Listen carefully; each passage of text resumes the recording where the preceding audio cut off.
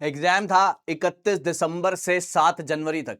उसके बाद आपकी प्रोविजनल आंसर की आती है, उसके बाद आपका रिजल्ट आ जाता है और जैसे ही रिजल्ट आता है वहां पर रिस्पेक्टिव ऑर्गेनाइजेशन एक बार फिर से कुछ नया करती है, कुछ नए बदलाव लाती है। ड्रॉप क्वेश्चन को इस बार कंसिडर ही नहीं किया जाता।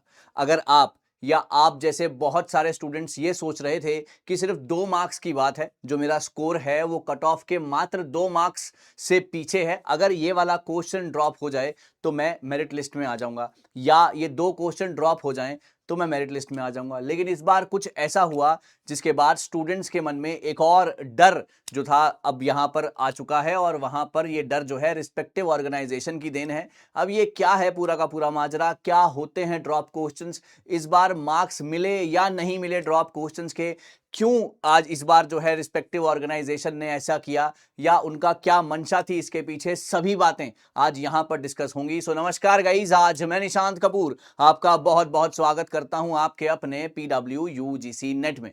और यहां पर जो हमारा आने का मकसद सिर्फ और सिर्फ इतना था, क्योंकि अब हर जगह पर जो है काफी सारे बच्चे खुश हैं, काफी सारे बच्चे एंजॉय कर रहे हैं अपनी सक्सेस को। आपने वीडियोस भी हमारे चैनल पर रेगुलरली देखी होंगी, इंटरव्यूज भी चल रहे हैं, सारी चीजें यहां पर बिल्कुल सेट हैं।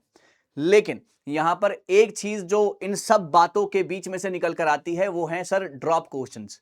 सर ये ड्रॉप क्वेश्चन होता क्या है, समझने की कोशिश कीजिए कि फॉर एग्जांपल एक पर्टिकुलर क्वेश्चन है जिसके 2 आंसर राइट हैं, या जिसकी क्लैरिटी नहीं है ना, रिस्पेक्टिव ऑर्गेनाइजेशन ने उस क्वेश्चन के ऊपर क्लैरिटी नहीं दी है, या फिर उसके 2 आंसर्स राइट हैं, या कुछ ऐसा मसला है जो कि क्वेश्चंस में कहीं ना कहीं कुछ प्रॉब्लम थी। तो ऐसी सूरत में क्या किया जाता है, क्वेश्चन अगर आपने उसको चैलेंज कर दिया तो उस क्वेश्चन को ड्रॉप कर दिया जाता है। जब वो क्वेश्चन ड्रॉप हो जाता है तो सभी बच्चों को उसके नंबर मिल जाते हैं, है ना, क्लियर, सिंपल है। लेकिन इस बार अक्सर ऐसा होता था, इससे पहले वाली साइकिल में भी ऐसा हुआ और बहुत समय से ऐसा ही चलता आ रहा था, तो बच्चे यही एक्सपेक्ट कर रहे थे कि यही होगा। लेकिन इस बार हालात जज्बात बदल दिए जाते हैं, पूरी की पूरी कहानी उलट हो जाती है। जो बच्चे ऐसा सोच रहे थे कि 2 4 या 6 नंबर से हमारा जो है हम मेरिट लिस्ट से पीछे हैं, ये 2 3 क्वेश्चन ड्रॉप हो जाएंगे, हमारी कहानी सेट हो जाएगी, हम मेरिट लिस्ट में आ जाएंगे, इधर जेआरएफ और नेट रिस्पेक्टिवली, है ना, जो भी उनका था। लेकिन इस बार जब आंसर की आती है, जब फाइनल रिजल्ट आता है, वहां पर जो हमारी ऑर्गेनाइजेशन है वो उसको एक्सेप्ट ही नहीं करती है। कोई भी सवाल वहां पर जो गलत थे उनको एक्सेप्ट ही नहीं किया जाता है, और बाद में यह समझ में आता है कि इस बार उन्होंने कोई भी सवाल जो ड्रॉप था उसके नंबर किसी को भी नहीं दिए हैं, ठीक है ना, उसके नंबर किसी को भी नहीं मिले हैं। और यहां पर अब स्टूडेंट्स के मन में बहुत ज्यादा चिंता हो गई है। इधर उनको इसको दोबारा से रीचेक करना चाहिए, है ना, हमारी जो रिस्पेक्टिव ऑर्गेनाइजेशन है, या तो उनको दोबारा से इसको रीचेक करना चाहिए, या फिर कम से कम एक मैसेज तो बच्चों के लिए निकालना ही चाहिए थ्रू अ सर्कुलर कि ये इस बार की बात थी, है ना। अब यहां पर बच्चे अपने मन में क्वेश्चन मार्क लेकर बैठे हैं कि अब इसके आगे क्या होगा।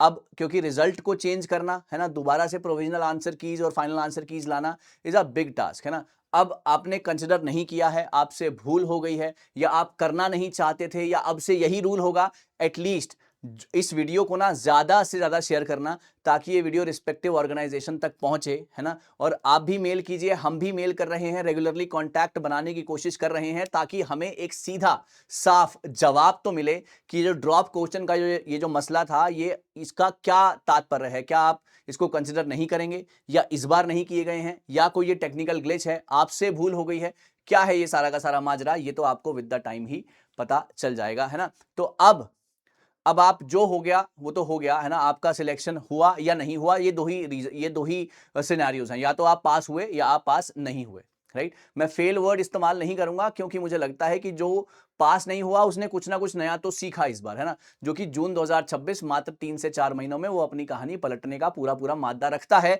अगर वो यहां तक पहुंचा है तो, ठीक है ना। तो यहां पर कट ऑफ भी हमने देखी, अच्छी खासी कट ऑफ में उछाल देखने को मिला, मतलब 232 JRF, 200 for assistant professor and economics के अंदर, और बहुत सारे, जैसे पॉलिटिकल साइंस में पिछली बार बहुत ज्यादा गई थी, इस बार 214 गई है, पिछली बार आई थिंक 240 तकरीबन गई थी कट ऑफ, तो यहां पर नीचे आई है कट ऑफ। तो मैंने यही अपने वीडियोस में भी कहा था कि यहां पर कुछ ना कुछ बहुत बड़ा उथल पुथल नहीं, लेकिन हाँ आपको डिफिकल्टी के हिसाब से उथल पुथल देखने को मिलेगा। पॉलिटिकल साइंस का पेपर बहुत ज्यादा टफ था, और वहां पर जो है कट ऑफ नीचे आई है एज यूजुअल, जो कि आनी ही थी, है ना।